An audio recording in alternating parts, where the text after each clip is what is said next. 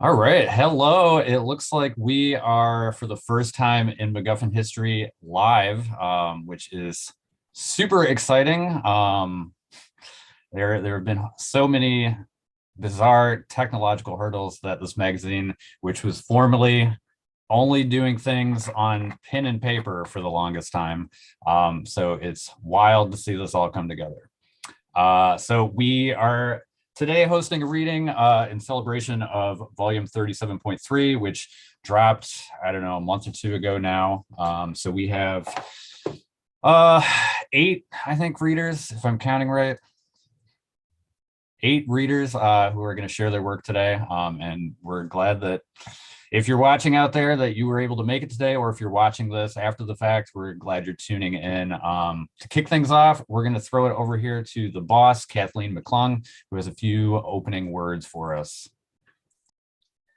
Thanks so much, Gordon. I'm Kathleen McClung, serving as guest editor this year. I'm zooming in today from sunny San Francisco. It's a beautiful winter day. And just to share with you all, the MacGuffin has been publishing 3 print issues a year since 1984, longer than some of my students have been on the planet. So I'm really proud to serve as guest editor and to work with managing editor Gordon Krupsky and our amazing team of poetry editors and prose editors. We have 7 poetry editors scattered all around the country and 7 prose editors also scattered around the country, in Michigan, on the West Coast, on the East Coast, and sort of all points in between. It's a delight to work with these folks via Submittable, via Zoom, via email. And it's a delight to read submissions from people all around the country and often internationally. Our submissions are open from September through June every year. We take a little break in the summer. And we accept poetry and prose, nonfiction and fiction. So check out our website for all of the submitting guidelines. Also check out our website for information about subscribing. We are delighted to have subscribers all around the country. And as Gordon mentioned, today we're celebrating with 8 contributors to our most recent issue, which looks like this. Gordon held it up a moment ago. And we're going to be hearing from 5 poets and 3 prose writers. I'm delighted to have everyone with us today. And I'm going to turn it back now to Gordon, who's going to be introducing each of our readers and telling you all a little bit more about each of the 8. So thanks for tuning in, everybody. I'm looking forward to hearing everyone's readings. Thanks so much. So those who have watched our previous reading videos know that I always make this stupid joke about how I'm on the campus of Schoolcraft College and it's very empty on Sunday. But today, as luck would have it, there's what looked to be a Taekwondo class happening across the hall from me. So if you hear anything, that's what that is. So without further ado, we're going to kick it off with Lucy Zhang. Lucy writes codes, and watches anime. Her work has appeared in West Branch, Thread Count, Superstition Review, and elsewhere, and was selected for Best Microfiction 2021 and Best Small Fictions 2021. She edits for Barron Magazine, Heavy Feather Review, and Pithead Chapel. Find her at koartasakai.wordpress.com or on Twitter at dango_ramen, which we will put that in the chat so that you will be able to find it and not try to decipher what I just said. Lucy, take it away. Thank you, Gordon. So I'll be reading Trigger. This is on page 25 of the Physical Coffee, and it's slightly shortened to accommodate the time. Trigger. Suicidal grades. E failed the first pre-algebra quiz of the year. He was a big personality. He'd always make sassy remarks in class, pretend to know everything, yet hem and haw when we asked how he knew. By fail, I mean he got an 80, optimistically an 85. I had gotten a 70. Maybe because I mixed up my order of operations or took the distributive property too literally, or didn't check over my work. When Mrs. H handed out our papers during morning meeting, he cast one glance at his red grade in the upper right-hand corner, which I also glimpsed because we sat next to each other thanks to our shared Zhang last names, and proclaimed, I'm going to kill myself. Sure, if your parents don't kill you first, I thought.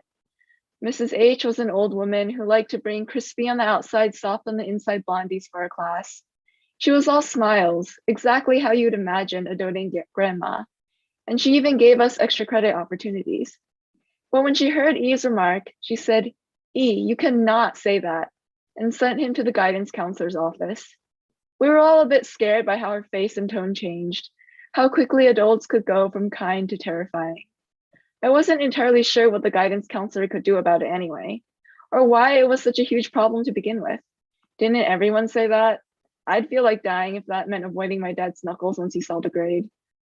Kids who performed so badly needed to get their parents' signature, an acknowledgement of their kids' shortcomings.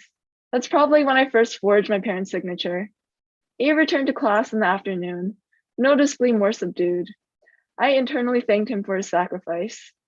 What an art it was, I thought, not to send trigger warnings to adults. Instagram. I deleted Instagram and LinkedIn from B's phone. He was always staring at his rich friends' houses, mentally sizing up their accomplishments, stalking coworkers, or coworkers of coworkers, or friends of coworkers on LinkedIn, who was in grad school and who was in industry and who was promoted, speculating about their restricted stock unit grants and assessing their universities and degrees and relationship statuses. B once had a taste of that life. One of his previous girlfriends came from a wealthy family in China and invited him to an insanely expensive restaurant with the whole room reserved. These are the 3 elements of international Chinese students, my dad had told me. Number 1, hot pot. I couldn't understand why Little Sheep and Haidilao were so much more expensive here than in Beijing. All you needed was a boiling pot of water and raw meat. 2, fancy car. B spent as much time watching YouTube videos of motionless BMWs and Mercedes and Porsches on rotating platforms as he spent watching Twitch. 3, Canadian goose down jacket, the type priced at over 1K. These apps are bringing out your toxicity, I told him. B said I was the rational one in this relationship, unaffected by material things, inferiority complex non-existent. He'd grown up thinking getting good grades and working hard meant he'd become a billionaire. The world isn't like that, I said. Work ethic isn't enough. He didn't respond. I had a habit of not saying what he wanted to hear. At first, I tried scrolling through his Instagram and muting all the people he followed. I passed a lot of images of half-naked girls, the cutesy tiny ones with narrow hips, and even narrower waists to create the illusion of curves like you'd see in J-pop or K-pop idol groups, or cosplay models wearing school uniforms and cat ears. It's the fat distribution in East Asian faces, I told him. That's why they still look like middle schoolers. That was also why it was hard to tell who was starving and who wasn't. And it didn't show on the face until too late. Even then, you might still have a doll face impaled on a toothpick body. B was showering while I muted those accounts, although I ended up spending more time staring at images of women than silencing notifications and stories and posts. At some point, Instagram started displaying an error while I tried to mute another account, so I deleted the entire app, perhaps more for my good than B's. Rice versus kanji. When my dad would return home from work, he'd kick off the rice cooker with 3 scoops of short grain cocoa rice. He'd steam fish, cook broth with pork bones bought from Dazhonghua, an Asian grocery store now out of business, and toss bok choy or napa cabbage into the broth to make soup. According to him, ShopRite sold fresher but more expensive fish, so he'd stop by ShopRite once a week to buy bronzini or sea bass and steam it with scallion, ginger, and soy sauce. He ate in an unabated pattern of pushing rice into his mouth with chopsticks, picking a bit of meat and vegetables from the family-style dishes, and then more rice. He washed his meal down with a ladle of soup. By this time, the rest of us would be around halfway done with dinner, and he would never fail to remind us to finish everything before proceeding to the family room to continue watching his Chinese reality shows. My parents had stopped asking about my grades. I was doing fine enough on my own, earning A's and engaging in good clubs like robotics. I never paid attention to how my dad ate until I took the responsibility of cooking rice for dinner. Since school started early and ended early in the day, I was able to start the rice cooker before my dad returned home. I used 3 scoops of rice, aggressively rinsed 4 times so all the surface residue starch washed out in cloudy white water. I poured filtered tap water until it reached one level above the 3-tick mark. It was a game. How watery could I make the rice before it turned into congee, before my parents yelled at me? For 2 years, we'd eat watered down, overwashed rice for dinner. I thought by adding more water, I could lower the calories. But it ended up making it harder to spit half-chewed rice in my napkin when I thought my parents weren't looking. The soggy bits would soak through the fabric and into my fist. Once I could escape the kitchen, I'd spit the food out in a plastic bag full of moldy food in my closet. You're eating less than you ate when you were in kindergarten, my dad accused me. I ignored him. You think you can go to college? I won't pay for it. It will be a waste of money. You'd be too weak to study. You wouldn't be able to find a job. I ignored him. I discovered the ingenuity of congee. 8 cups of water to 1 cup of dry rice, boiled until the water morphs into a viscous fluid. After 20 minutes in the Instant Pot on high pressure, congee limbos between a state of water and rice, tipping the balance just enough to qualify as a meal. I'd scoop the bottom, most rice-dense parts into a bowl for B, skim the surface for a ladle full of starchy liquid for myself. Hot enough to warm me during the winter, never enough to fill me. Thank you. Thank you so much, Lucy. I really love that piece. And I also love the fact that it is one of the pieces in this issue that is kind of broken up into sections, which has never been something we've really published too much of. But with our new team of editors here, it seems like we've been a little bit more receptive to that. I always enjoy reading pieces like that because a lot of times I'll be killing time somewhere and I will lose track in the midst of a long 14-page piece. So the sections are always nice for me. If you are out there watching this either right now or later and would like to read Lucy's piece in a physical form in this book, you can find this issue along with most of our other ones at schoolcraftbooks.com, which I will put a link to that in the chat and probably magically make it appear here in an edited video. Moving on, we are going to have next up Sandra Anfang. Sandra is a poet, teacher, and editor. Her poems have appeared in Rattle, The New Verse News, The MacGuffin, Spillway, and numerous other journals. Her books include Looking Glass Heart from Finishing Line Press in 2016, Road Warrior, Poems of the Inner and Outer Landscape from FLP in 2018, and Xylem Highway from Main Street Rag in 2019. She's been nominated for a Best Short Fictions Award, Best of the Net, and a Pushcart Prize, and has won numerous awards, most recently in the Soul Making Keats and the San Francisco International Haiku Contest. She hosts Rivertown Poets and teaches poetry to children. More can be found on her website, sandraanfangart.com. Thank you. Sandra, take it away. Thank you, Gordon. Can everyone hear me? Yes? Great. I'm going to read my 2 poems. The first one is called Little Black Dress for Roxanne. Consider the little black dress, equally at home at seductions and funerals. At the Goodwill store, they multiply on hangers, cast-offs from family wakes no one wants to remember, or hookups that went south like sagging breasts whose weight still rests in tired silk.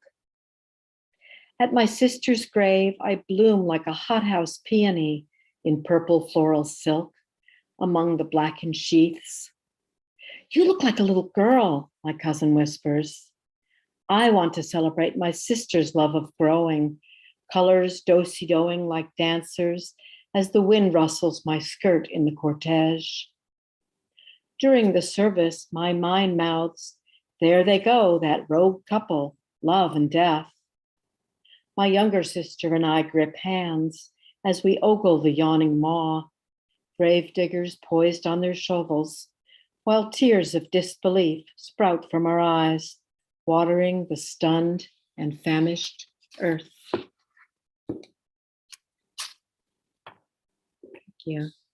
And my second poem is called Elijah. We set the Passover table. My father has hidden the afikomen. I am the youngest, so I will ask the 4 questions. I have many, but they are not in the script. Why is this night different from all other nights? We answer in unison, reading from our Haggadahs. I like the ritual of the Seder plate, the recessed image where each food rests. My eyes tear from the bitter herbs. I'm scared by talk of animal sacrifice and blood on the doorposts. The burnt egg and charoset are my favorites, a symphony of apples, walnuts, and wine. We've set a place for Elijah. After the main course, someone rings the bell. It's the paper boy. We invite him in. Dessert is fruit compote with macaroons. The next year, Elijah is a homeless mother, babe in arms, 2 shy children hidden in her skirts. I arch the screen door wide and fetch my mother's Afghan. We bring the children grape juice and berries, squares of matzah heaped with jam. Sometimes Elijah wears an addict's clothes. My 8-year-old mind works hard to picture him sleeping in an alley across the tracks. My father called him a Vietnam vet with PTSD, whatever that is. He nearly died for his country, and this is how we repay him. I bring my father's pipe and fetch the lighter I'm not supposed to touch. I cull the fragrant spice the way my mother ushers in the Shabbos candles, with a circular motion. I build a nest of pillows round his shrunken frame, heap a plate with fricassee, red potatoes, green beans, try hard not to stare as he gorges the frenzied animal of his jaws. Elijah visits us in many guises. I am no longer the youngest sibling. Soon it will be my unborn sister's turn to open the door and ask the tough questions. Old enough to be a grandmother now, I know that we are all Elijah. I remember how we opened doors for defeated men who wore their grief like a mantle, terrified to let the pain caress their skin. Even then I knew if they could slide their arms into the sleeves, they might burn through to transcendence.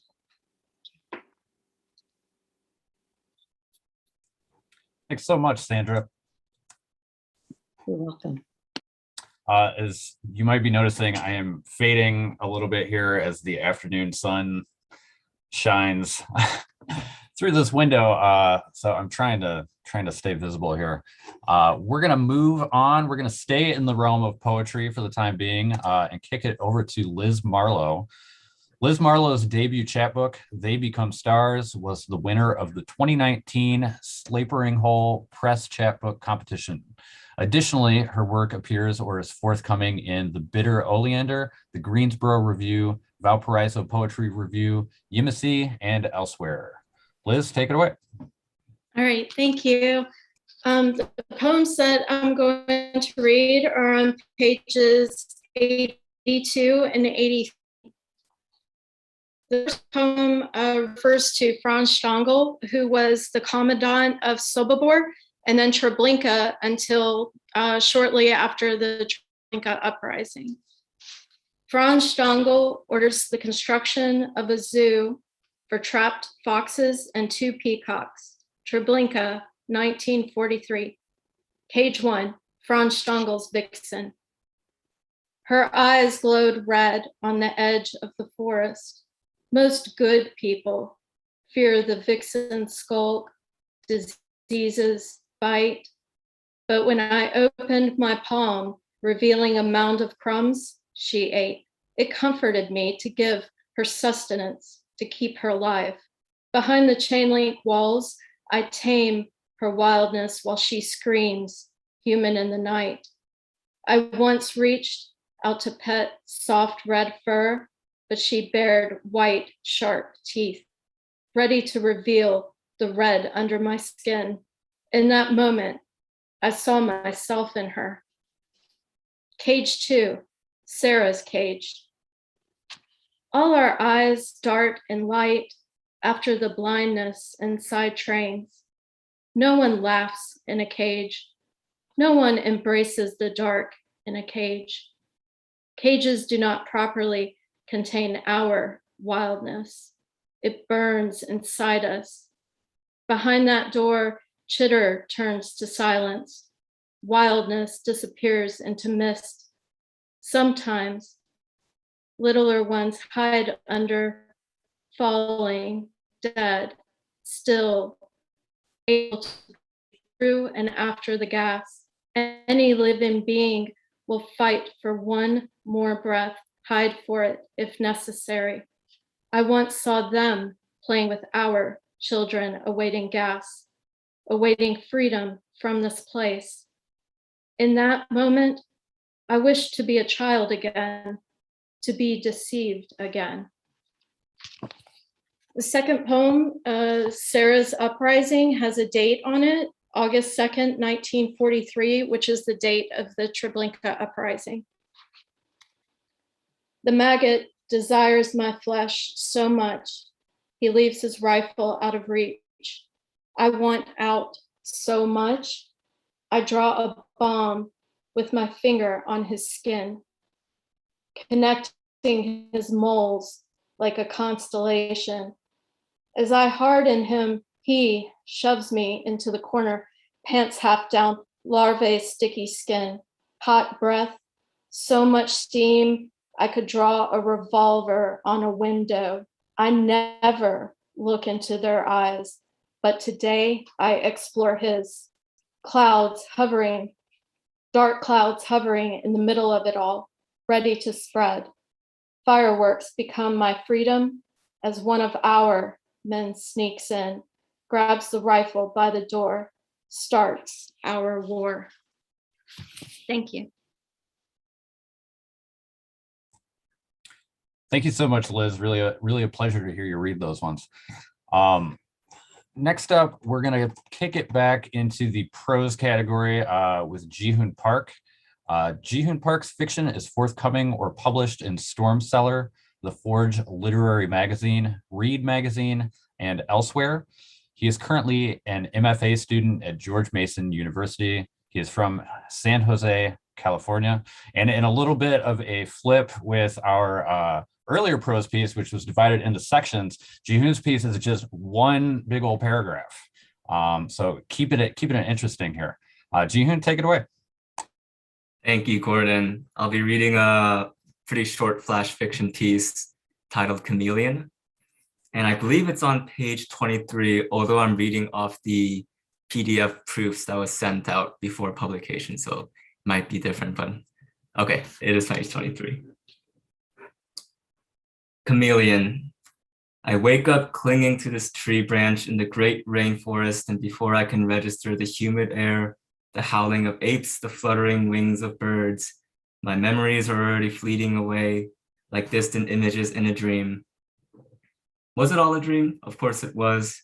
Or I wouldn't be here hungry for a cricket, a mantis, whatever insect may crawl too close to my tongue.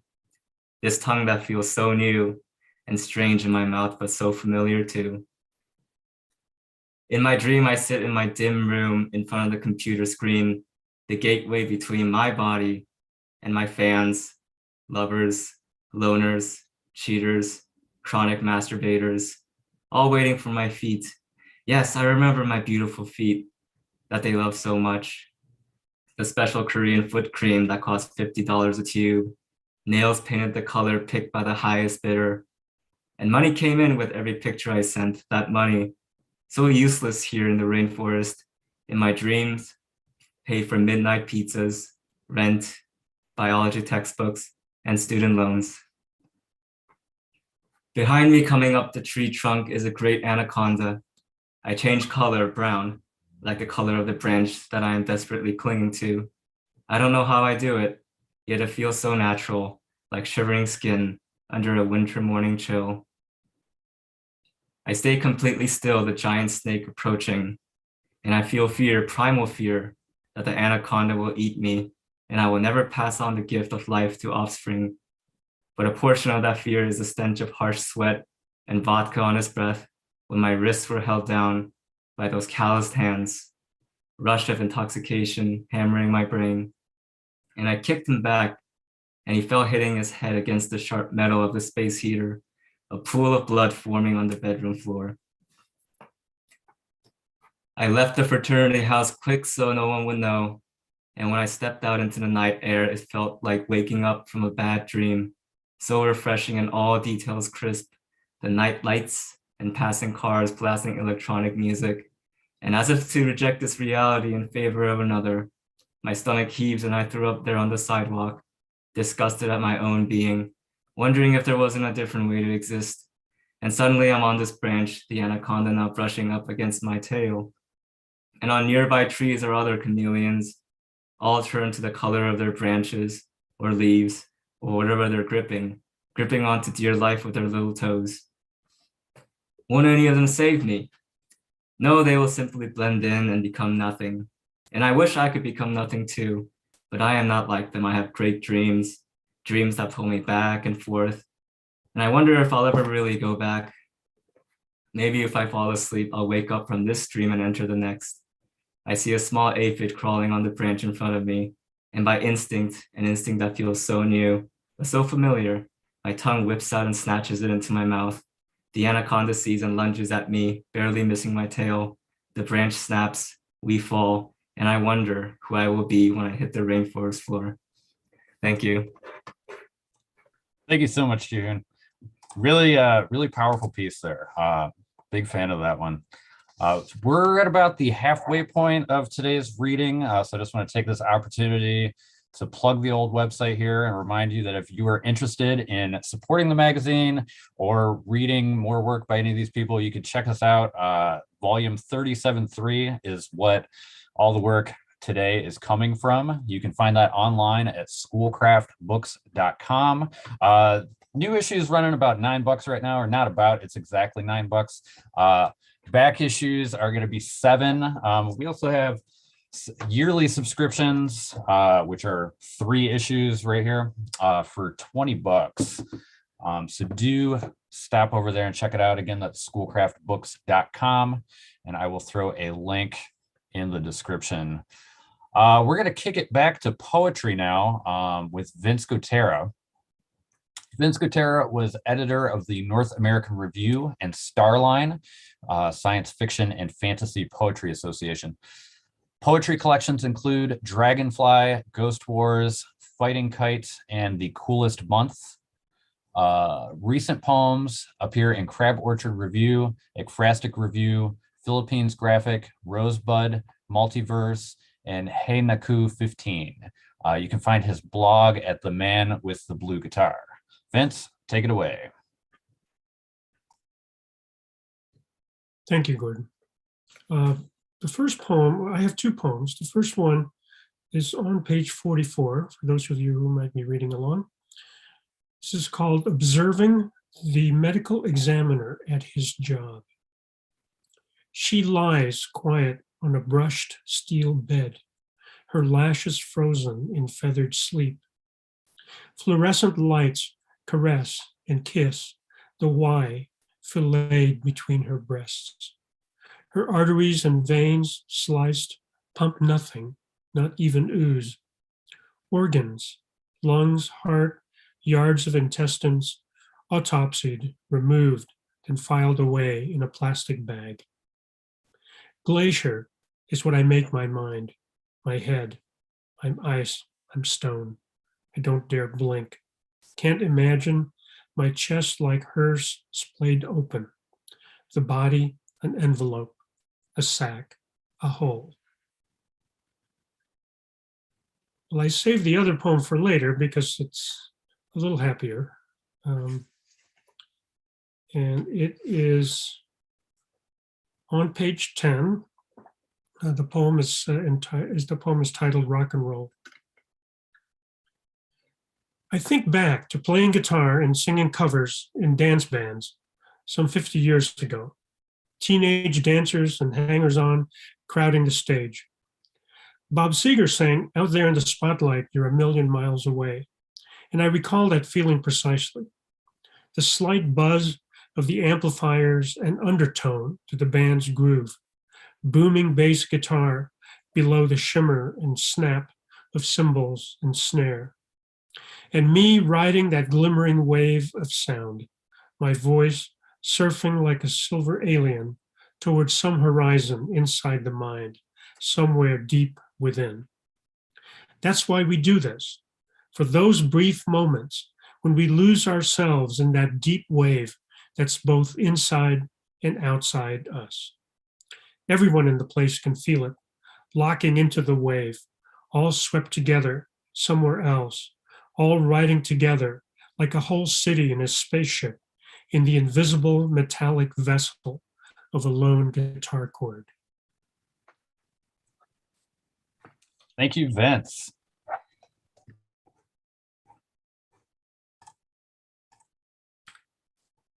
And I believe that's the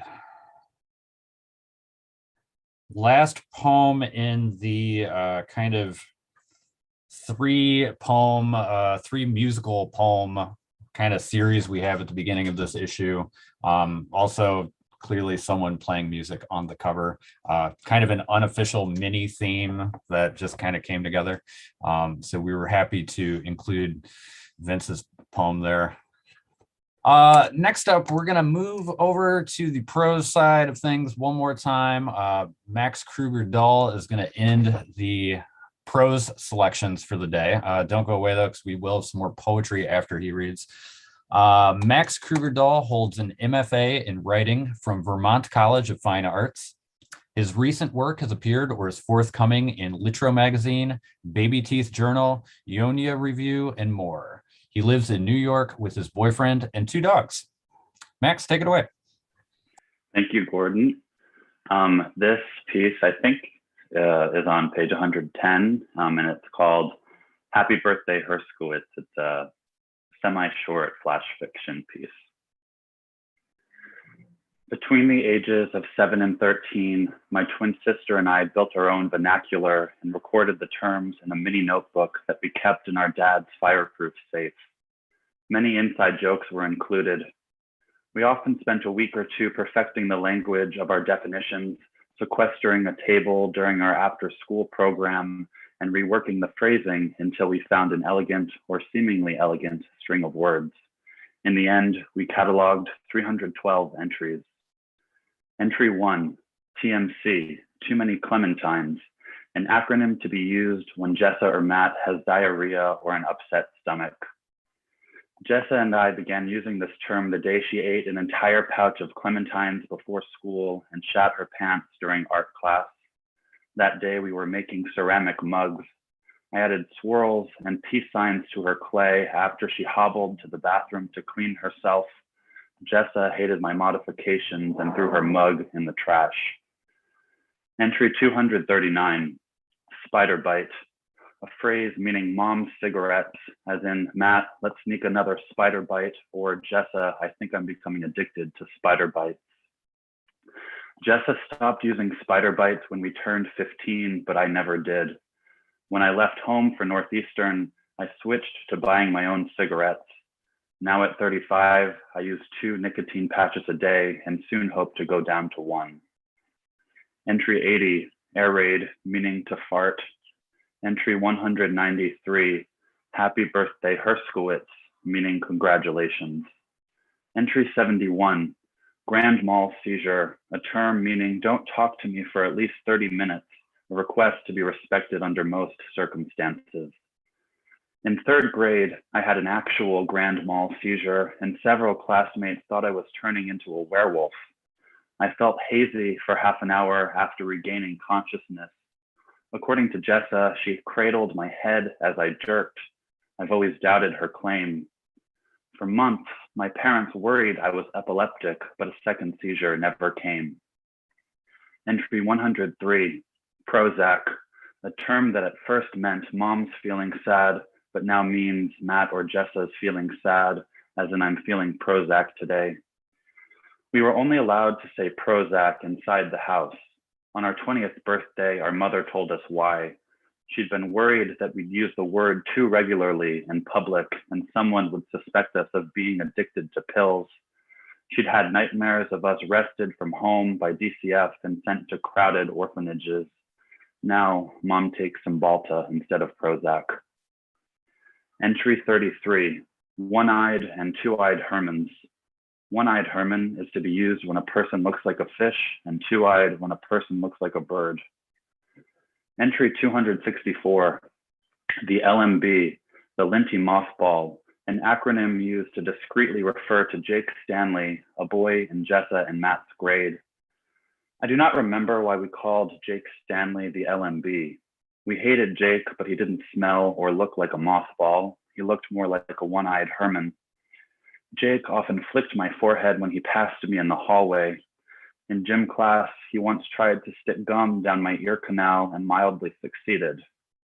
During our middle school orientation, I heard Kim Longo use the acronym as she complained about Jake. Other kids started using it too. Eventually, Jake figured out what LMB meant. I'm certain the title irritated him more than he let on. Before rehearsals for Alice in Wonderland Jr., Jessa played the Mad Hatter. I played miscellaneous parts, including the Queen of Hearts' croquet ball. I asked my sister why she so carelessly divulged our name for Jake. Until then, we'd been the only people allowed to make use of our vernacular.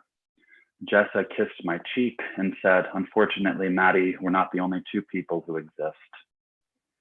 Entry 312, water hurts, a phrase for when one cannot muster up energy to take a shower.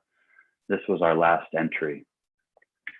A month after we added water hurts to our mini notebook, our house caught fire from a cigarette, either Jessa's or mine or Mom's. Only a third of the rooms got destroyed. After a week, the fire department cleared us to go back home, and Jessa found Dad's fireproof safe resting in the charred hallway outside of his scorched study. She looked inside the safe for our notebook, but couldn't find it. We later learned Dad had moved our notebook to his desk to make room for his mother's guitar pick collection. Our log had been destroyed. After we lost the notebook, I used to imagine the fire had moved so slowly that each of the entries burned individually. That image gave me comfort. In the days that followed the fire, all of our phrases and acronyms got sifted out of our vocabulary. We said bird when a person looked like a bird, and cigarette when we craved a smoke. I often wondered why our vernacular shifted so quickly and came up with only one plausible theory. When our terms were no longer written down, when the entries existed nowhere but in our minds, our language lost its gravity, our language lost its appeal. Jessa called me earlier today. We hadn't talked in 8 months. I've been told this is quite unusual behavior in twins. She asked if I'd been cast in any commercials recently. I hadn't. I asked if she still worked at the same publishing house. I already knew she did. Instead of answering, Jessa giggled and said, "TMC. What?" I asked. "TMC," she said, "too many clementines." "Your stomach hurts?" "Yes," she said, "my stomach hurts." TMC. "Yes, Matt, I'm pregnant. I just found out. My stomach hurts. TMC. I congratulated her and longed for our childhood closeness. When the time came to hang up, I blew a kiss into the phone and said, "Congratulations again. Happy birthday, Herskowitz." "Yes," Jessa said, her voice gentle. "Happy birthday, Herskowitz. Happy birthday, Herskowitz to me." Thank you. Thank you so much, Max. Really great piece and a really great lexicon that has slowly been working its way into my own vernacular, especially air raid. That's a good one. Love that. So that's going to conclude our prose selections for today. We've got 2 more poets reading though, so don't go away yet. Our second to last poet is going to be Susan Landgraff. Susan Landgraff was awarded an Academy of American Poets Laureate Award in 2020. The resulting book of Muckleshoot Indian Tribe poetry will be published by WSU Press. Two Sylvia's Press published The Inspired Poet, a writing exercise book, in 2019. More than 400 poems have appeared in Prairie Schooner, Poet Lore, Margie, Nimrod, Third Wednesday, Calyx, Rattle, and others. Other books include What We Bury Changes the Ground and Other Voices. A former journalist, she taught at Highline College for 33 years and at Shanghai Jiao Tong University. She served as a poet laureate of Auburn, Washington from 2018 to 2020. And Susan, the floor or the Zoom, I guess, is yours. Take it away. Thank you. Thank you, Gordon. Thank you, Kathleen. And thanks all the readers who have gone before. And Murray, you will bring up the last one. It's been a pleasure so far. I'll read the one in the book that's first, page 46. He went to work at the state hospital. He was a big man filled with guilt and longing, but his touch was gentle and his voice, like a pool, one woman said, she could soak in to escape the piranha. Some days patients broke out of winter into spring in the afternoon. The next morning, vacancy like a dead neon sign in their eyes. When a girl who never spoke pressed her palms against the barred window, he broke the rules and walked her out of the locked ward into the field. She turned like a spindle, pointed to the sun. He took her back to the ward, turned in his keys, moved to the other coast with his keyboard and scotch. He trekked the Olympics, slept with his arms wrapped around a rock, walked into the Pacific, was caught in the undertow, carried back in on a wave. He camped out on First and Pine, ate in the Mission, worked in the soup kitchen, and was picked up on a sweep of First and Pike. He said he had this epiphany. Spring is the season most people are likely to break. He said he had this epiphany. He'd been the coal burning his father's hatred. He said he was everyone else. He went back to the hospital. After work, he talks with his keyboard. He turns bars into swallows, skimming the grass risen to leaf, stalk, bud, blade, a forest of trunks, elbowed limbs, and canopies filled with robins, jays, ravens, chickadees. Sunlight playing photosynthesis. And the second poem is on page 130. New suburban development down the road. The woman of the house with its blue doors fills the bird feeders, waters the peonies and chrysanthemums in her garden. As the cat curls in the grass and a butterfly sculpture spins, she talks to the monarchs and chickadees, owl in the fir tree, crows in the pines, and listens to the wind play their branches. She is attuned to these, the inhabitants of her kingdom. Though she knows the meaning of transience, hers are celebratory kinds of days, living the minute, the hour. She doesn't see it coming.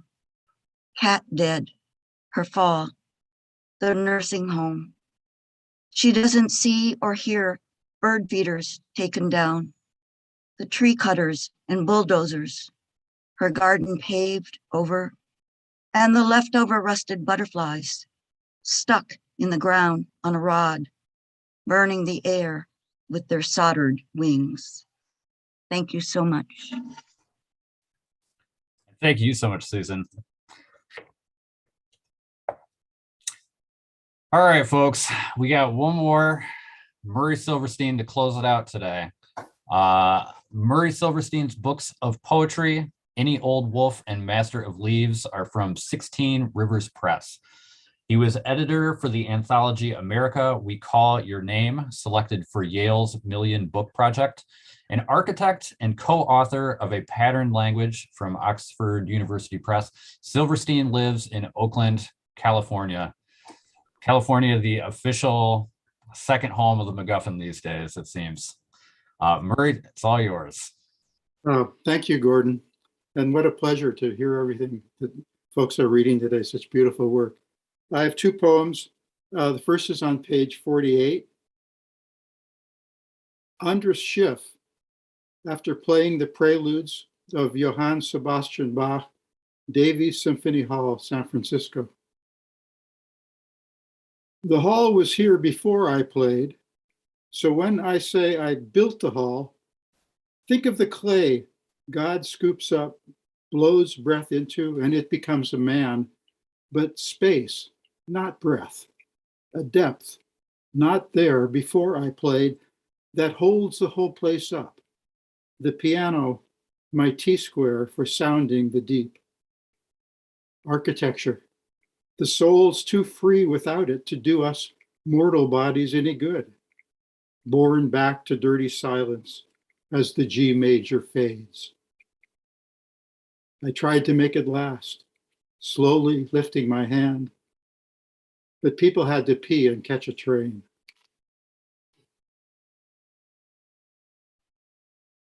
And the second one is on page 152, titled, "So It Wasn't the Promised Land," which is a phrase I couldn't find, trying to look for it again, but it was in a book called Poor Cousins, and it referred to a kind of phrase in Yiddish that became common among Eastern European Jews coming to this country in the 1900s, 1890s, after they'd been here a generation. So it wasn't the promised land. So it wasn't the promised land, but there were trees, there was water, and there was Betty, that waitress Dad called a flirt when she winked at me over pancakes. And there was, what's his name? Sanderson, yeah, with the bouncing Adam's apple, who wrote on the blackboard, sorrow. And don't try to understand, he said, just put it in your mouth. I did. And it tasted like music. I do. And it tastes like dirt. With the loamy, deep darkness of figs, and the earth, in a dream, became one blue eye, staring alone into space, not the promised land, but there are stars. Thank you, folks, so much. And thank you, Murray. That, I guess, wraps it up today in under an hour, which is always nice. That's what we shoot here for. We've never quite eclipsed that yet, which is okay with me, especially because I forgot to have lunch before this. So don't forget, if you are interested in checking out all the work that you saw here today and more, it's all available here in volume 37.3, which looks like this. Available today at schoolcraftbooks.com. I think that about does it for me. If you want to keep up to date with us, you can follow us on Twitter now, which is new. I don't think we were on Twitter the last time we had one of these. I know, crazy, right? You can find us at MacGuffin 1984, which is not like dystopian or anything. That's just the year we were founded. So, you know, shockingly, just the MacGuffin was already taken. So what are you going to do? We're also on Facebook if anybody still uses that. So closing us out today, I think our boss over here, Kathleen McClung, has some final words for us. My final words are thank you to these amazing writers. It's just been a complete joy to listen to your reading. It was a joy to read your work on the page or on the submittable screen, but it's even more of a joy to see your faces and to hear your voices. You know, during the pandemic, there haven't been live readings in rooms or cafes or bars or bookstores. So we've had to do them on Zoom, and I'm grateful that we have that capacity to bring people together from around the country to read work and to share your genius, share your brilliance. So again, thank you to all 8 of you. And a big thank you to Gordon Krupsky, our managing editor, who has been part of the MacGuffin, leading the MacGuffin for 10 years. I think it's now maybe 11, because I've been saying this for the past year. Gordon is just a delight to work with and a superb editor, and I'm really grateful to have him as my colleague. So thank you again to everybody. I hope you enjoy the rest of your day wherever you are. I've certainly begun my day with great pleasure. So thanks again, everybody. Take care.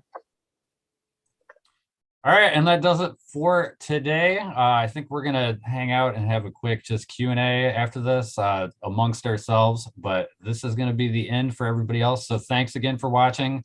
Check us out at schoolcraftbooks.com. Send us your work, send us your art, send us your poetry, send us your prose, send it all. And we will see you probably in a few months for another one of these things. Take it easy.